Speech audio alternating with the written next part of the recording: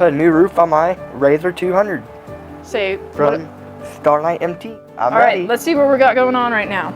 So we've officially put together the 2 pieces for the top. 2 pieces for the top. So it's ready for the install on here. We have our leftover screws, nuts. Got one more left to put on. Instruction manual is really easy to go by. I mean, it's not that hard. They do send you the tools that you need, but I found it easier to use my own. Yep. And we put the 2 pieces together with the same nuts and bolts as these. They were just a little shorter. Now let's slightly start to get this in.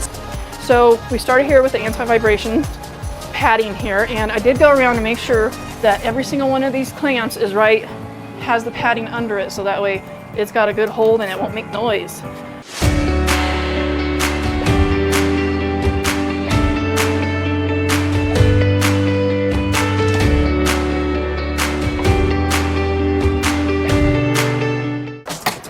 Pretty nice, so all the bolts are tightened all the way. Top piece, back piece, front piece, everything that bolts it down, nice and tight.